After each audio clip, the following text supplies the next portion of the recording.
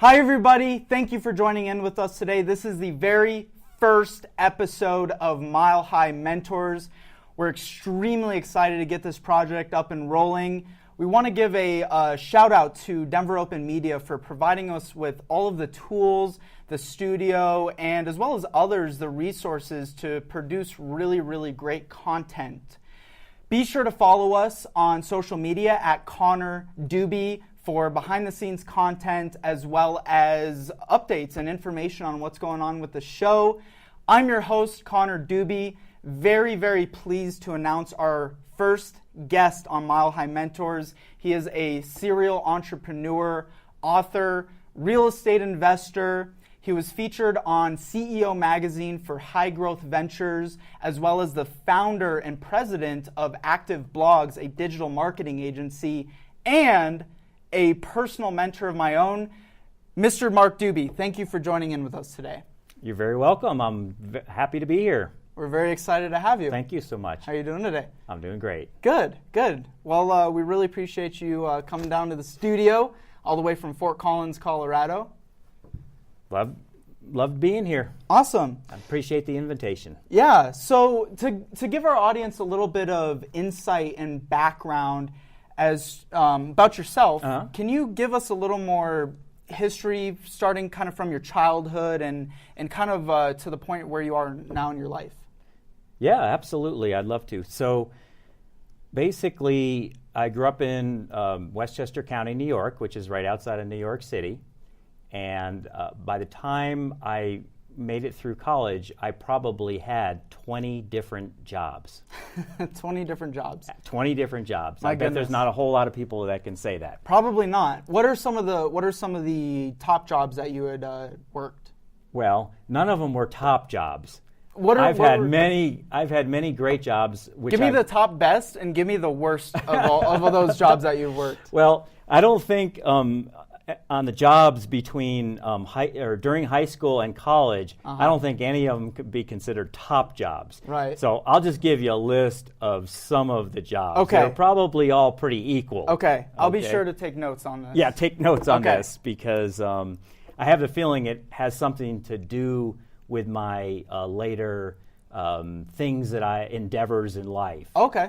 And I kind of feel like some of these things that I did really created a pathway towards in the right direction for owning businesses, investing in real estate, and authoring some publications.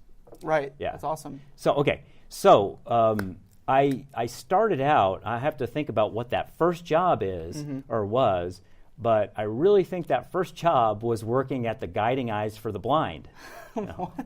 Guiding Eyes for the Blind was a nonprofit that helped seeing eye dogs kind of get placed into the right people. Wow. Yeah, so like here I am, I'm on my way to like changing the world and becoming a better person by helping people get guide dogs.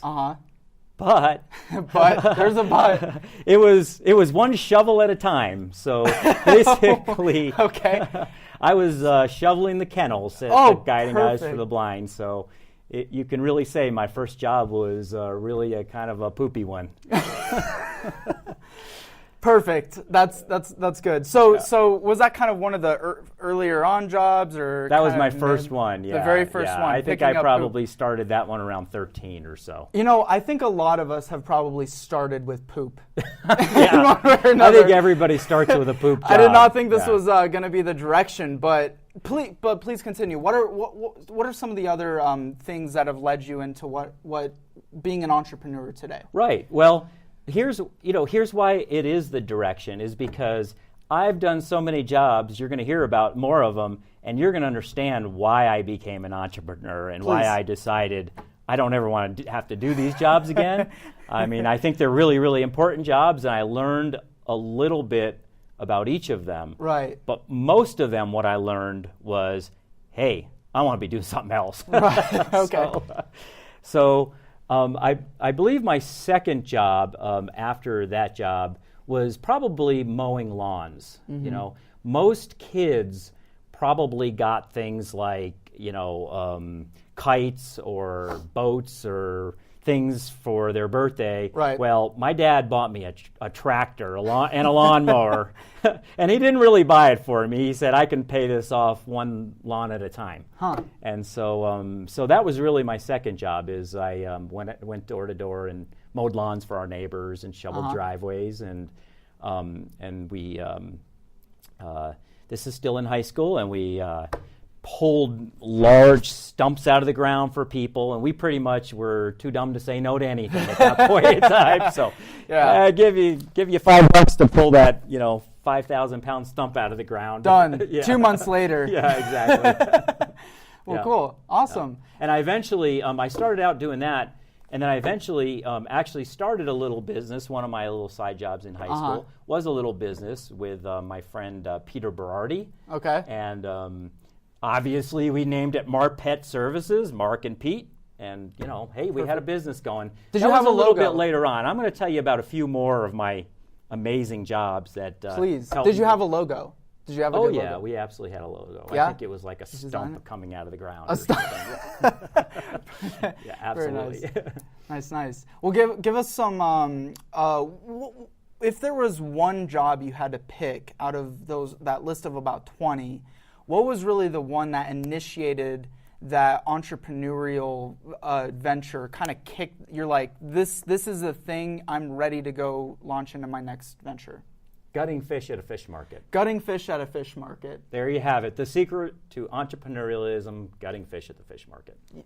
We don't even need to do much more after that. I think I just ended the conversation right there.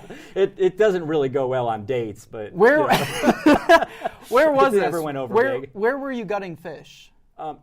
Where was I gutting fish? At a fish market in New York. In New York. Yeah. Okay. Yeah. So it was a very fast pace. Were you like wrapping up and tossing fish to one another like you see kind of in the movies and stuff like that? Oh yeah, absolutely. But I don't even think I was getting to touch the fish. I was getting to touch the insides of the fish. Somebody else got to touch the fish. Yeah, I think it was one of the jobs that my mom threw at me, kind of like, hey, I've got a kid and he'll work for almost free. Yeah. So out of all of the jobs that you had, or I guess out of the jobs of dealing with dead fish, yes, you got the crappiest of crap jobs of dealing with dead fish. You could be placing fish on ice, but you were gutting those things. Yeah. I would probably go with the shoveling of the, shoveling at this gliding eyes for the blind center before I go back to the fish thing. And you're still a fisherman after that. That's pretty surprising, yeah, actually. It is surprising. Yeah, I just don't eat him. Just don't eat them. So gutting fish. I see what's inside of them. I've seen what's inside of them. I don't eat them. Go ahead. That sounds like a blast. Yeah. And so gutting fish was really that thing that kicked off. From this point, I'm not going to do these types of dirty jobs anymore or the manual labor type positions. I want to be an entrepreneur. That was the thing that kicked it off. No, I think there was a couple more that kicked it off. That was one of the ones that probably propelled me to not want to do it. To transition from those types of dirty jobs. Yeah, I think it was probably milking the cows at 4 o'clock in the morning. I think that one really got me on the dairy farm. We've got dog poop. We've got gutting fish and milking cows. There you go. The secret to entrepreneurialism.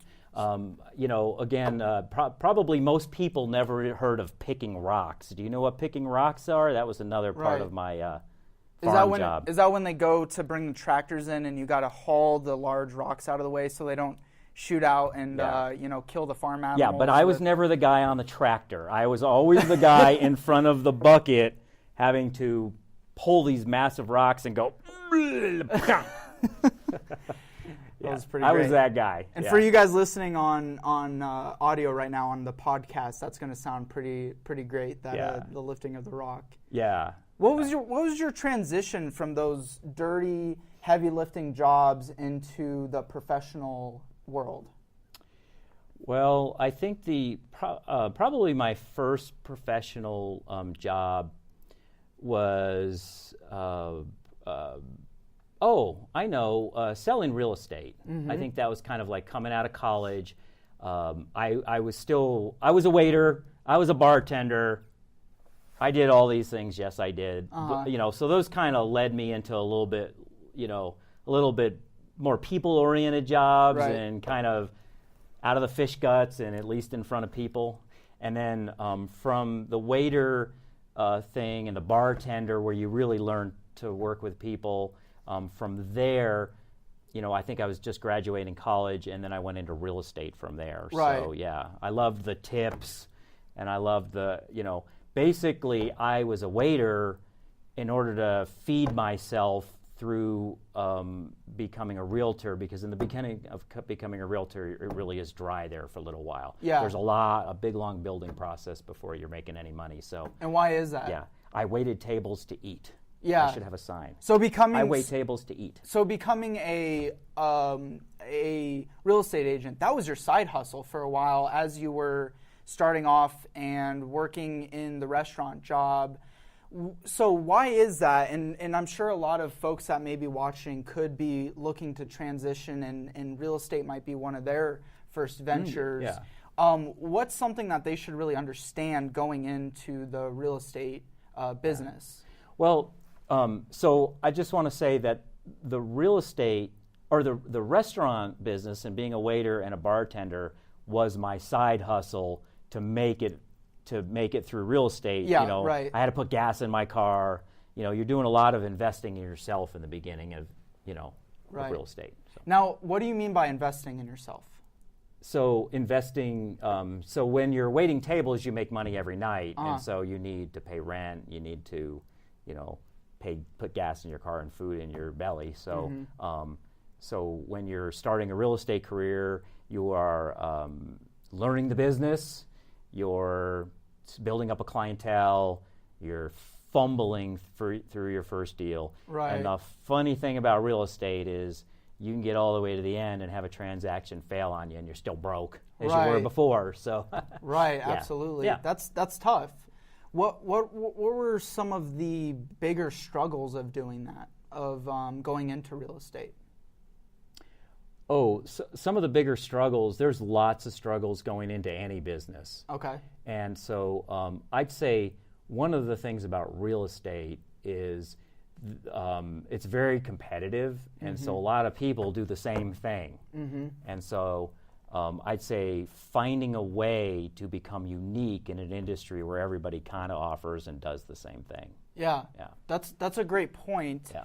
So today in 2017, what is that? How would you differentiate yourself? Well, as an agent or someone starting a business? Oh boy, yeah. Oh boy. There's in a market. Yeah. Let's say real estate agents, insurance agents, in a market where there's a lot.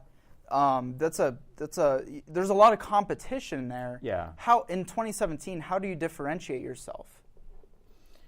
Well, I think that honestly, I believe the importance and the secret that you have to do in almost any industry you're in, even though I would say real estate is hyper competitive and people kind of mostly do the same thing. I'm not a professional real estate marketer. However, I would do whatever it takes to add value in a different way. What most people do is kind of the same old thing. Hey, do you want a free market analysis? Well, God, that thing was gone with the 90s, Okay. And then in the 2000s, it's, if we don't buy your house, if we don't sell your house, we'll buy it. That thing's so old. Really, I think just putting the time and effort and energy into finding just a way to add value. I can't say what that specific thing is right here and right now, specifically towards real estate. However, just like any other business, how do you get that leg up on the competitor, and how do you offer something that nobody else is offering? Great. Yeah. That's great. Your marketing agency has been around for over 16 years, which is astounding for this type of industry. What was the transition from real estate into the marketing business? Gotcha. Yeah, so I'm going to say the real estate from transition, or the transition from real estate into the marketing business wasn't direct from real estate into the marketing business. I had two other steps that I went through that were, I'm going to say, very crucial to get into the marketing agency business. The first one is I went to work with one of the most successful entrepreneurial firms in the world, I believe. Wow. And and who was it? It's a company. Okay. Yeah, it's a company that I've never seen anything like it. The brilliance, they totally turned an industry around. Are they still around today? They are. Wow. And this was way before Uber, and they kind of disrupted the real estate industry. Uh-huh. And one of the beautiful things about it that I think everybody should recognize is that they're from right here in Denver, Colorado. Oh, wow. Yeah, so I went to work for Dave Liniger Uh-huh. and the Remax company, right? You know, kind of when it was, you Yeah. know, maybe a third of the way in. They were already So this is Remax semi-successful. that This you're is referring to. Remax, yeah. Okay. And so, Kind of in their early, humble beginnings. boy, and they really came from, you know, they built themselves up from one person, you know, the founder of the company, Right. to probably, you know, the largest real estate company in the world, Right. And just a super success story. Yeah. I happened to be able to get firsthand exposure to the people that were, you know, doing that. And you get around successful people, you work around successful people, you see how they think, you see how they act, and boy, you don't even realize how much that rubs off on you. Yeah. Yeah. Now this is really pertinent. How did you get connected with those folks that have had a lot of success already? What was it that got you your foot in the door with them, got you engaged, was able to learn from them? Walk us through that. Yeah, so you're talking about specifically with Remax. Specifically with Remax and the successful team that you started out with at Remax. How did you get engaged with them? Yeah, no worries. I think I get it. So basically, I was selling real estate at that period of my life, and I realized, you know, something was kind of missing. I was younger, and I really did not. How old were you about this time? I'm going to say 22-ish, 24-ish. Okay. Yeah, and I realized, you know, all my friends weren't working on the weekends, and I really didn't want a job the real estate industry is kind of inverse of what the rest of the world does. So people want to look at real estate when everybody else has off. Right? And then nobody wants to look at real estate during normal business hours because they're too busy doing other working. So I just realized I didn't really like to be a super successful real estate agent. You really had to be on call 24/7 and mostly in those periods of time. So I was young, I was 22. I really wanted to kind of, you know, mountain bike and fish and have fun and, you know, do all those things that a 22-year-old was doing. Still, surprising you wanted to fish after that first job. Yeah, really. I still wanted to work hard. You know, I wasn't a slacker. I just didn't want the main period of what I was doing to be during the night times and weekends. That's great. So anyway, I decided that I wanted to get into more of a business career, and so I kind of reached out and. How did you reach out? I actually probably did it a lot differently. I didn't wait for a job ad. I didn't wait, you know, for a recruiter to recruit me. I didn't wait for Remax to call me. I just knew I kind of wanted to be on the business side of real estate, and so I somehow bumped into an advertisement for Remax. They were selling Remax franchises, and I just called probably the marketing director just directly. I cold called the guy. You know, hey Mark, you know, hey Bob, this is Mark. Who the heck are you? Well, you know, I'm looking at your advertising. You know, I think what you're doing is amazing. I'd love to be a part of it. When do you want to talk about it? And he actually had me drive 5 hours to to Maryland. It wasn't even to Denver. He happened to be in Maryland, and took a 5-hour drive up there, and he gave me a really hard interview. It was really tough on me. I thought I wasn't going to get the job, and somehow I did. So. Cool. And so what was that? What was the first actual job? What was the first thing you were doing for him? Basically I was called a marketing consultant was the title. And I was out there trying to Remax had some areas. They were a franchise and a sub-franchise, and so they had some areas they weren't doing as well in as they were in other places. Right. And so they had me go into some of the places that were kind of not, they're going slow. They got the wrong people in there maybe in the beginning, and they wanted to get the right people. And so I was going out there and I was interviewing real estate agents. Wow. 2, 4, 6, 8, sometimes 10 in a day, back to back, trying to understand who would be the best person for a RE/MAX office in that particular town.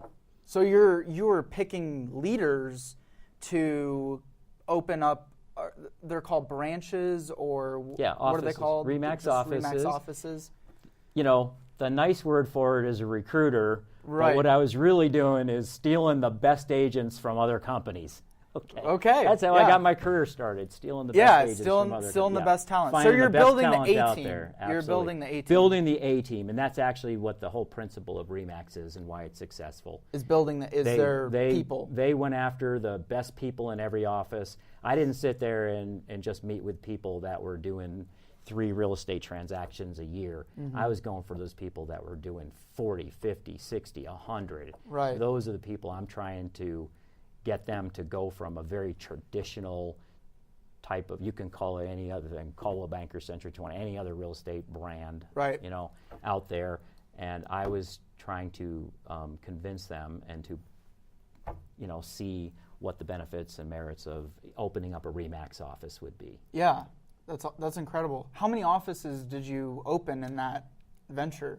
I don't think I could give you a successful number because honestly, that wasn't about numbers either. And they're all over the U.S. They're over the U.S. Yeah. Okay. So were you flying all over the place and traveling for that? Yeah. time? What they did was there were certain areas that RE/MAX International purchased that were not doing well, so they placed me in certain areas. I think I started out in Virginia, Richmond, Virginia area, and then I went on to the western part of Virginia, and then from there, I believe I went to Phoenix, Arizona, which was another area where they were dealing with a really, really tough competitor over there, and then from there, I went to Denver and such. Yeah. Right. That's awesome. So where from there, from real estate, did you, because that was very much kind of an entrepreneurial type job. Yeah. Wouldn't you agree? Like you're very much kind of your own boss in that position Yes. in some sense. But where did you go from there to just pure entrepreneurship, completely from scratch and everything? Yeah. What was the transition there? Yeah, great question. I think it's a little bit of a misnomer that entrepreneurs are only people who own businesses. Okay. Yeah, and so I want to elaborate. talk I'll elaborate on that and talk a little bit more about that because, I have seen some of the most incredible entrepreneurs in businesses. They could be a marketing director, they could be anybody in that business, but I've seen some of the most successful people just working for other companies and doing an entrepreneur, everything that an entrepreneur does, because an entrepreneur is not business owner or not business owner. Really? Okay, yeah. What a true entrepreneur is, entrepreneurial, it's a mindset much more than it is, do I own a business or do I not own a business? And great companies, I think, really try to foster those employees to have entrepreneurial thinking. Right. Yeah. Right. So you're saying being an entrepreneur That is one of the hardest things about being an entrepreneur is saying it. Is saying it. Yeah. If that's the toughest thing, then that's pretty darn And then try to say it 10 times fast, and you know you're going to fail. We won't even go there. No, let's not. But being an entrepreneur doesn't necessarily mean running and starting your own business. Now, being an entrepreneur is a mindset more than anything. It's a mindset. I was an entrepreneur when I was shoveling at the Guiding Eyes for the Blind. Right. And I was an entrepreneur when I was working for RE/MAX and building territories that were not working out for them. Right. I was an entrepreneur. I was an employee. Right. So what makes the difference between an employee and what you would define as an entrepreneur? Well, yes. So basically, the entrepreneurial mindset, I believe, it's real simple. Okay? And so what I'm going to say is, if you think in terms of vision, is the first thing. So having a vision is probably the first, and I'm going to say the most important entrepreneurial mindset. Now, it doesn't have to be a vision for a business. It could be a vision for making the business you're already in better. Okay. Yeah. Interesting. Yeah, That's it great. really is. So having vision is that differentiating factor from an employee to an entrepreneur? Yes, and I would like to tell your audience that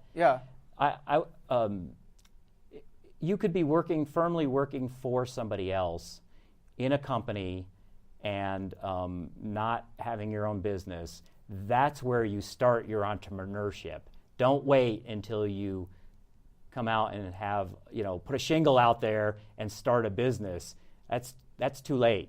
Do it now, wherever you're at. Mm-hmm. So you can go home tonight and tell your wife, I'm an entrepreneur. Okay. Yeah.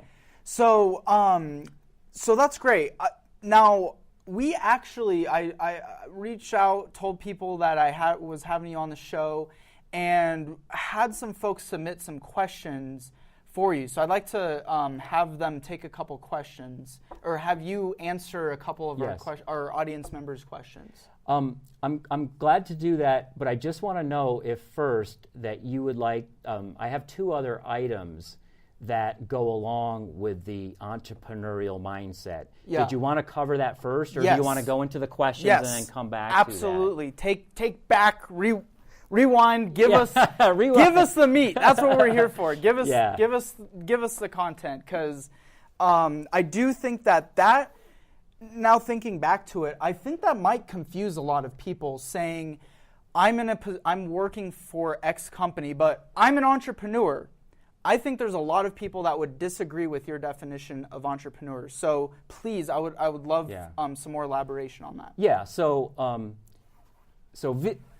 basically, vision, the things that set an entrepreneur apart and why you could be an entrepreneur even when you're working for somebody is because, in my mind, the mindset of the entrepreneur is the most important thing. And it's vision, passion, and action.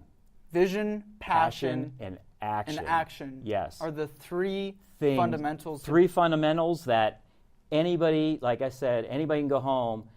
If you're willing to adopt that mindset, you can become an entrepreneur, not 5 years ago when you start your business, tomorrow. Right.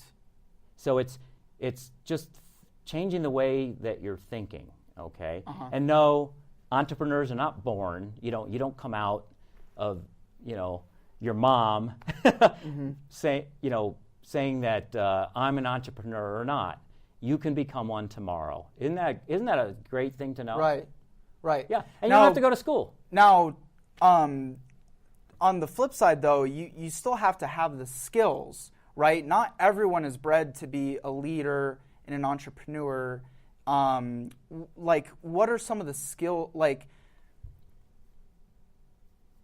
What's the best way to word this? Well, I think I can help you there. Yeah, please, Yeah. because I'm trying to lay this out. Yeah, much I know cleaner you're really here trying for- to help the audience understand this, because it's kind of a little bit of a breakthrough idea. Right. Like I said, a lot of people think they got to go start their own business Right. to have that label. Right. I'm an entrepreneur. I'm saying don't. Let's do it tomorrow. Let's do it Right. today. Let's do it right now. VPA. Now, VPA. it's easy to say flip a switch and become an entrepreneur tomorrow. In reality, what does that person need? Yep. What are the tools that person needs? That's a great question. Thank you. Let's start with what they don't need. Okay. Okay. Great. You don't need a college education. You don't need your parents' permission.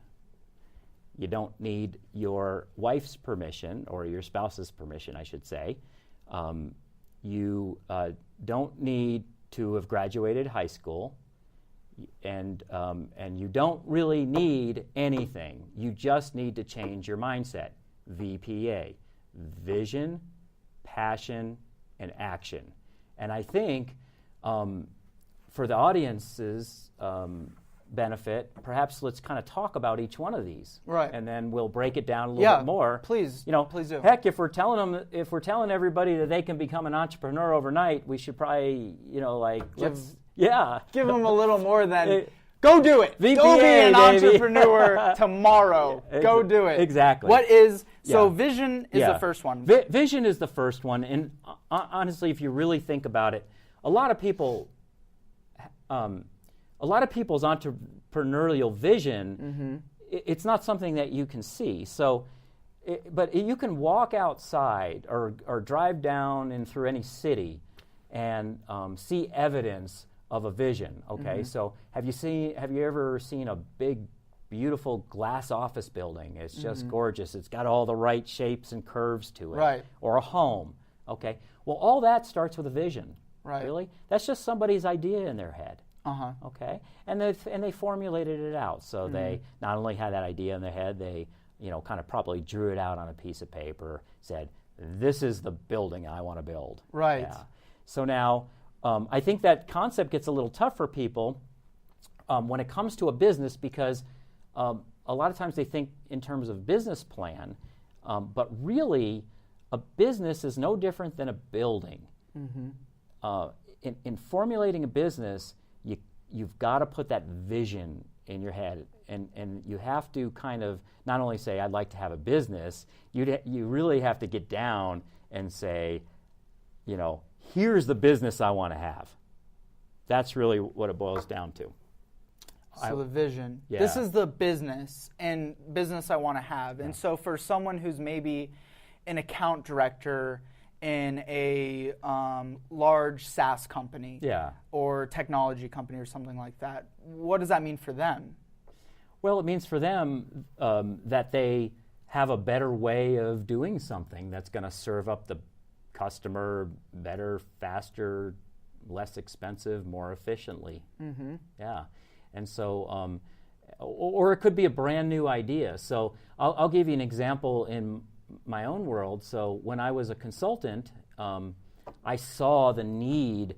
I was a marketing consultant, and I spent a lot of time trying to get my clients to communicate with their own customers. And I got to the point where I got tired of asking them, "Hey, did you get your newsletter done yet? You got it going out there to all your customers." Right. No, didn't have time to do it. And so, and almost any marketing consultant, you can spend a lot of money on a marketing consultant to tell you need to communicate with your own customers, sell more to your own customers, and those kinds of things. So this was a marketing principle I knew was super duper important, and I knew it wasn't getting done. Right. And I knew a lot of businesses, even businesses with marketing departments, weren't able to make it happen. Right. So the point you're making here is find where the need is and fill that gap, and that is where you can create that vision. So if you're in that position, you see where things are lacking, instead of just complaining about them and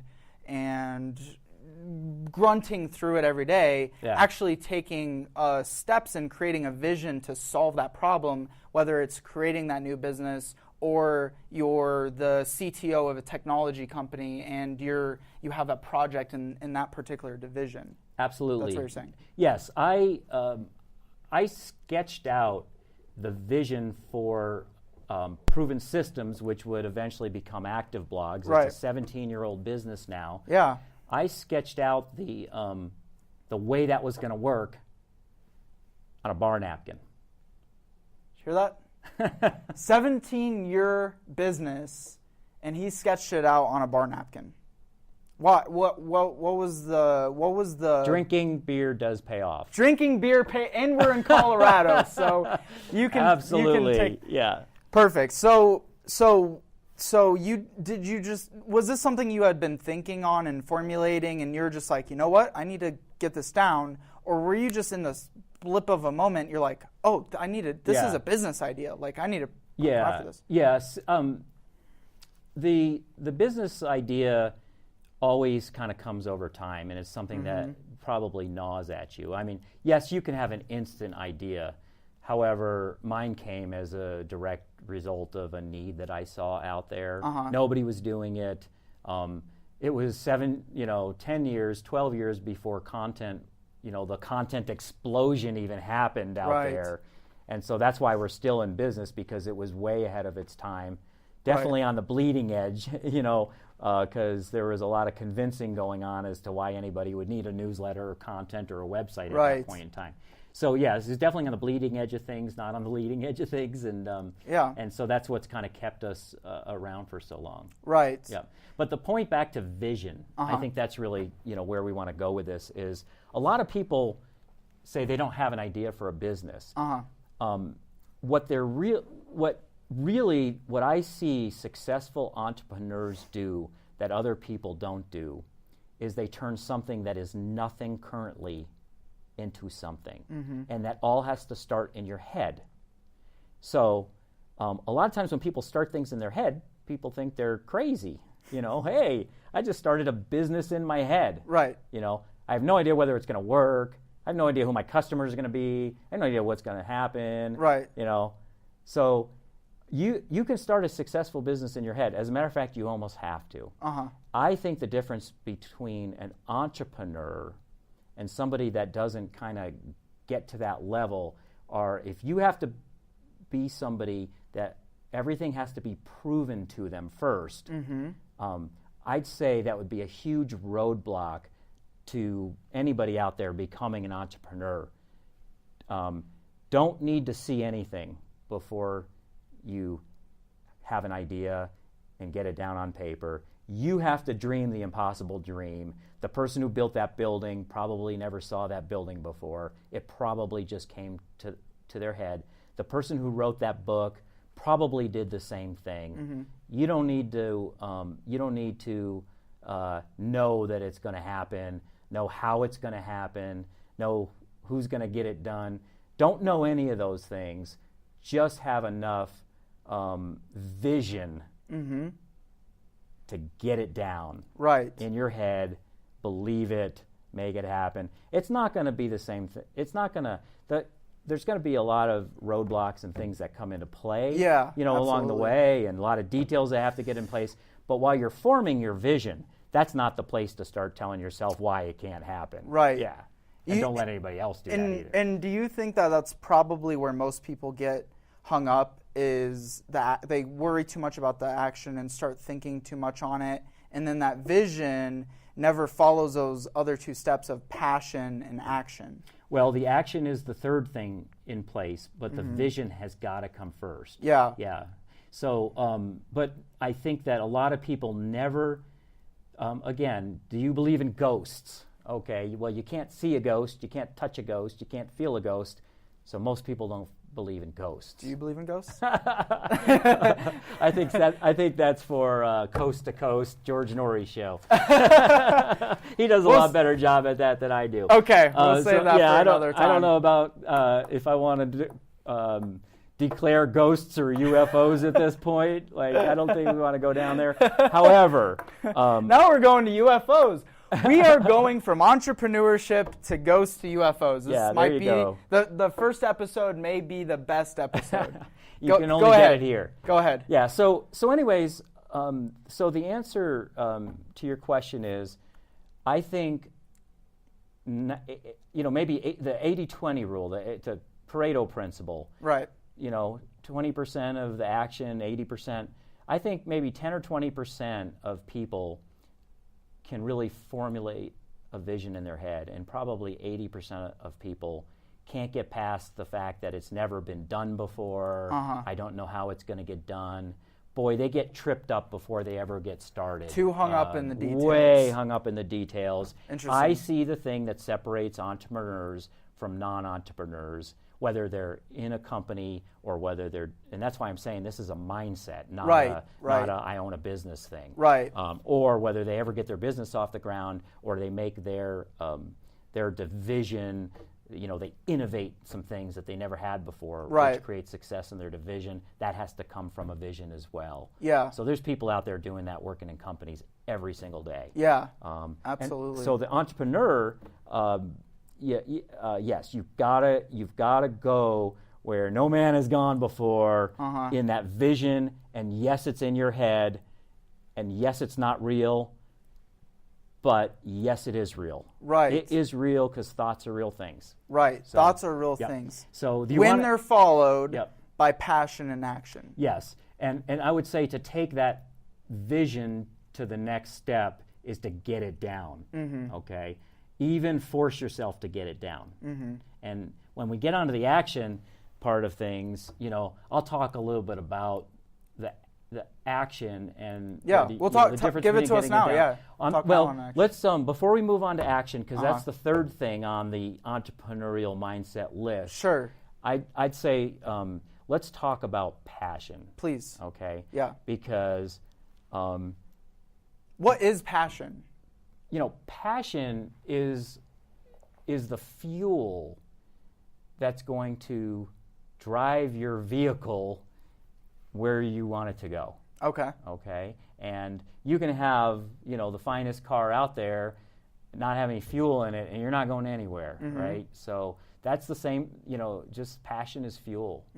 Okay. Now, the trick, again, of getting that to that entrepreneurial mindset and over that hurdle from vision to passion is you have to have passion about something that's just a vision that's not real. Right. Okay? Right. So we're really asking people to make a pretty big leap here. Yeah.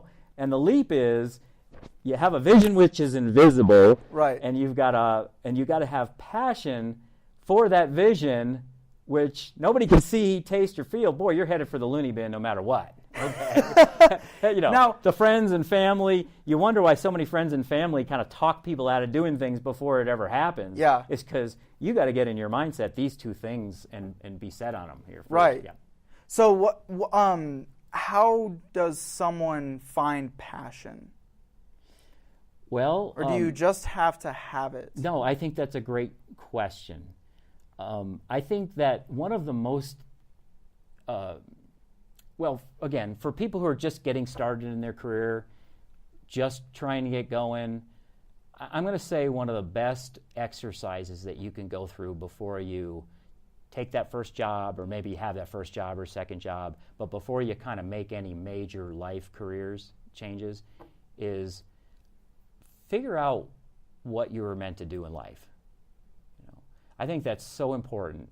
And you say, oh, that's a bunch of, thing I can't really touch or taste or feel.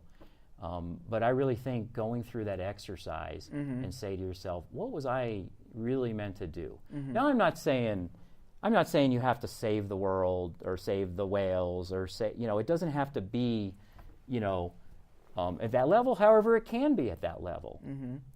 It really is more about, what are the things you're great at?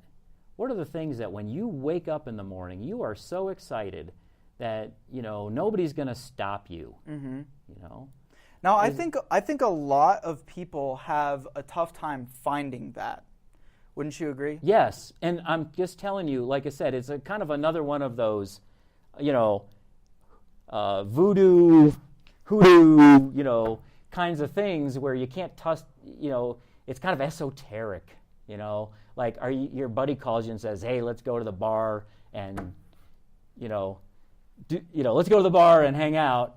You're certainly not going to be like, no, I'm trying to get in touch with who I am in life, So you're not going to be telling your buddies at that point in time, or your friends or family or whatever. And so it's not something, people just like come out and really talk about. However, do you think they should? Well, I think they should. But I think that, honestly, I wouldn't wait for people to do it, because I just don't think it's it's just not one of those topics of discussions. How did the Broncos do this weekend, and, what's your vision in life? Things just don't work at bars, Don't try it on first dates. But on the macro, on the big level here, do you think someone who is now, they saw this and tomorrow they want to become an entrepreneur, so, and I totally just lost what I was saying. Tomorrow they want to become an entrepreneur. What is the should they be talking to people about their passion and telling them, look, I'm in this new thing. I'm going into this venture, and should they be telling everyone about that, or just put their head down and do it? I think I think a good precursor to that entrepreneurial mindset and really kind of coming out there and getting and formulating your vision. I think the precursor to that vision would be to get in touch with really kind of what you were put on this earth to do. Mm-hmm. Okay. Now I know when you're 25, that may be a little bit harder, but I got to tell you something though. It's really funny because I think that a lot of people really kind of know it inherently, anyways. Mm-hmm. And honestly, the thing that you're afraid to do, and that really like kind of puts the fear in your heart, right, is probably the thing that you should be looking at. You know? Yeah. So the biggest fear is really where you should go. Yeah, because the thing that fears you the most is the thing that juices you up the most. And the only reason you're fearful, it's like that job that you absolutely want. You can go on 5 interviews you really don't want that much. Right. But, you can go on that one dream job and really, kind of mess it up because you're just, you're fearful of it. Right. That's the same thing with finding your passion in life. And the funny thing about it is, because I've sat there and gone through that exercise, recently, and I gone through that exercise back a while ago. And honestly, the same thing that I probably would have told you at 25 that I wanted, that I was put here to do, is probably that same thing that if I sat down, I'd tell you now. Right. And so I really think it's not that thing where you have to go, you don't have to go to Tibet and sit on a mountainside. Right. You really just got to kind of free up your time and find yourself. Get yourself away from things and people. And I don't think asking other people really is the best way to do it, because this is one of those things that is really, deep down inside. Yeah. It's more like being honest with yourself. Right. Yeah. Absolutely. And finding that thing that you're so fearful of it, you've been putting it off. That's probably the darn thing you need to just you need to go into attack. So we stay focused here. I think that so doing that exercise, precursor to your vision, circling back, and then getting that passion. Where is that? Is this vision going to give me the passion that I really need to drive me through? Don't go forward with the vision if you can't muster up that passion. Right. Yeah. And then take action on it. It's like building a Ferrari and saying, I'm not going to spend the money to put the gas in it. Right. Okay. Now, so going on to action. Yes. You want to talk about action yet? Or very quick. Okay. Very quick. We're running out of time here. Betcha. Give me action, and then I have a couple questions from our audience, and then so please, action. Give me your quickest summary of action. Okay. Does anybody know here that I invented Redbox? Redbox. Yep. Do you know what Redbox is? Redbox is where you go. They're outside of a lot of McDonald's and things like that. The movie you go get a movie. Yeah. Right. I invented that. Right. Yeah. I never made a dime from it, but I invented Redbox. Yeah. So the reason that discussion is important when it comes to action is I invented Redbox, and somebody else made the money. Well, how the heck did somebody else make the money when I invented it? Well, I invented it. I wrote it down on a piece of paper. I told my friends, and then I stuck it in the drawer, and I forgot about it. And then about 3 years later, I'm walking outside into a McDonald's to get a Big Mac, and I see a big Redbox. Okay, somebody invented my Redbox. All right. I had the vision. I had the passion for it. I didn't take the action. So that's why action is the very third next thing on my list. Yeah. A lot of times people get that vision. They're even passionate about it, but they don't act on it. Wow. And you got to fight through the fear. So you have to organize yourself, take action, and those are the 3 things that are going to give you that entrepreneurial mindset. Yeah. Whether you're at a job, whether you're at college, or whether you are actually starting a business that nobody's ever heard of before. Yeah, absolutely. Yeah. So the action. Yeah. I think a lot of people have that as well, where they have this incredible idea, and then multi-billion-dollar idea. Uber came out and everyone goes, well, I thought of Uber first. Exactly. I could have thought of that one. I thought of Uber years ago. I should have had a Fresca. Well, you know what? You didn't take action on that, so it's useless. Absolutely. You can have the vision, you can have the passion, but that third differentiator is taking the action. Yeah, and swift action, because the longer you sit on something, the less likely it's going to happen. That's great. Anything else on vision, passion, and action? And then we're going to take a couple quick questions here. I'm ready for the questions. Awesome. So our first question comes from Calvin Wayman. He is 29 years old and from northern Arizona. His question for you is, being in marketing for 16 years, I'd love to know what you've seen as the biggest changes in marketing and where you see attention going now. Yeah, so, I'd say the biggest change in marketing is, I think, first of all, is the internet. Mm-hmm. When I first started selling newsletters, we did go into email newsletters. Uh-huh. So Calvin, I'm going to say the progression is, the internet has changed everything, digital marketing has changed everything, content marketing has changed everything. Right. And the way that buyers buy, whether you're in business to business or business to consumer, the buyer is in control. You as the seller have no control. You are there to help the buyer buy. Even sales has changed a lot.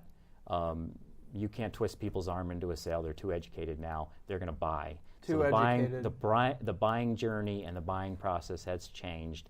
And where I see things going now is definitely towards, instead of marketing yourself as a company, marketing yourself as, it's more of a personal marketing.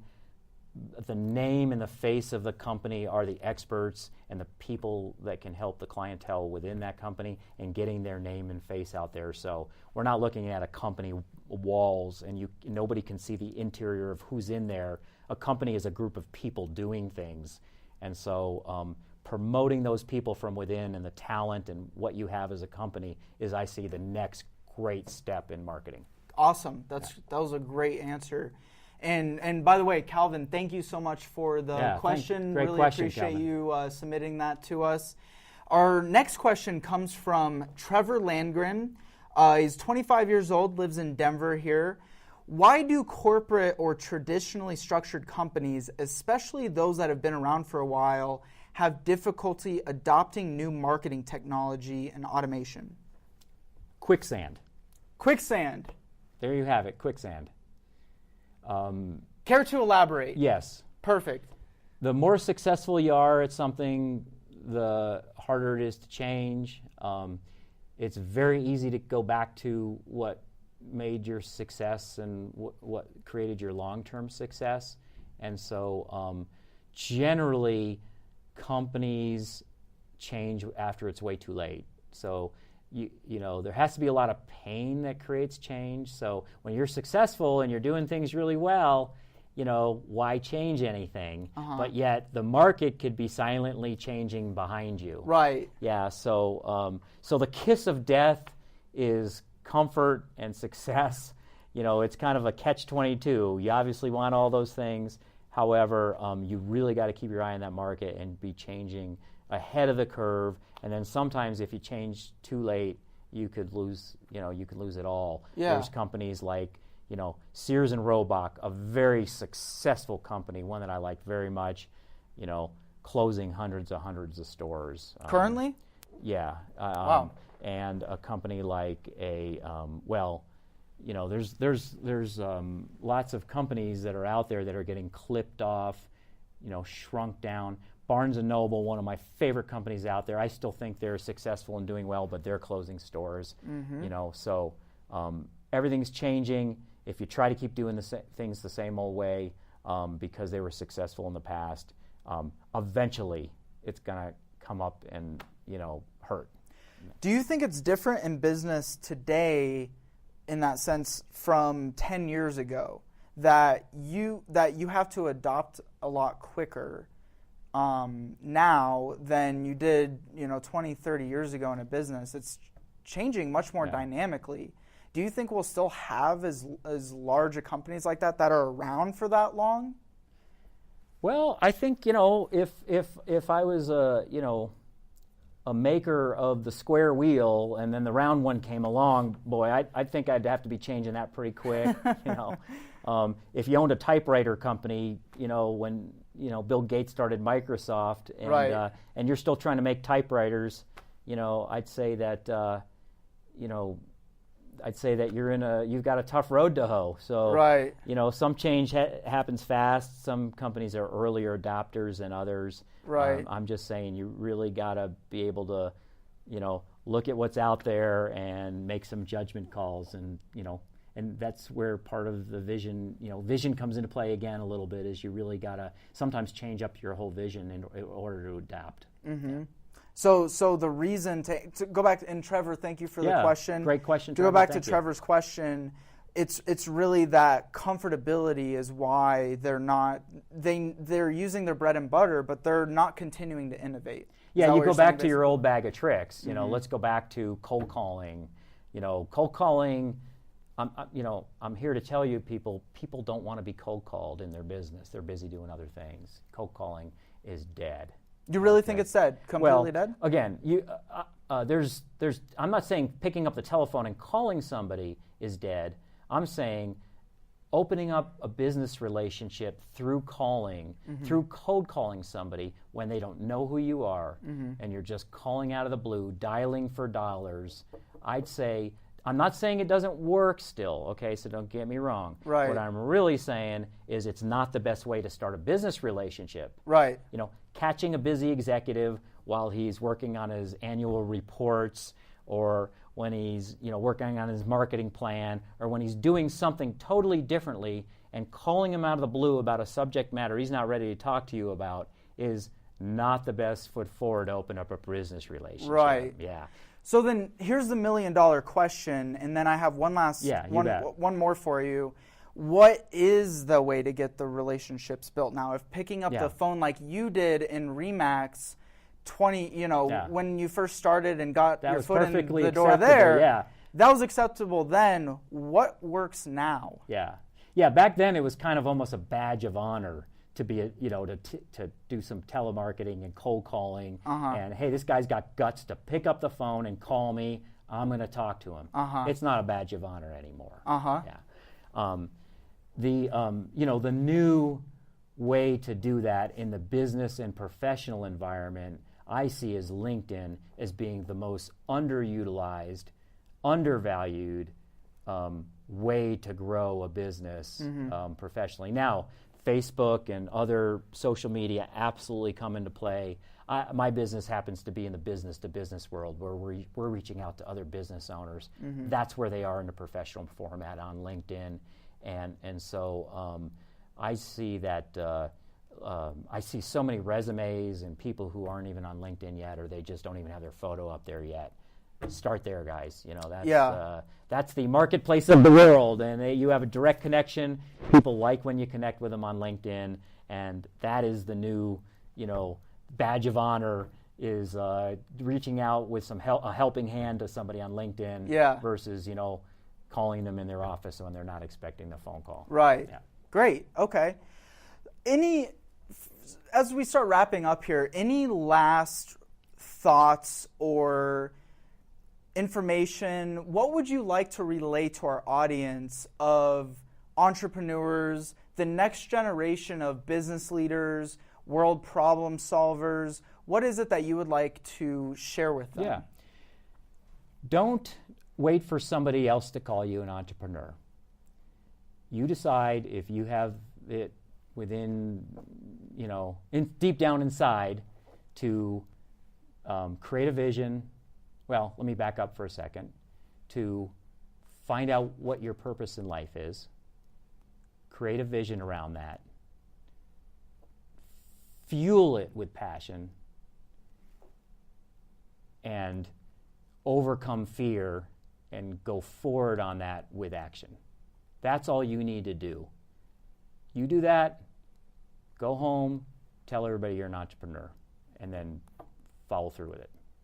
It's great. Thank you. It's awesome having you.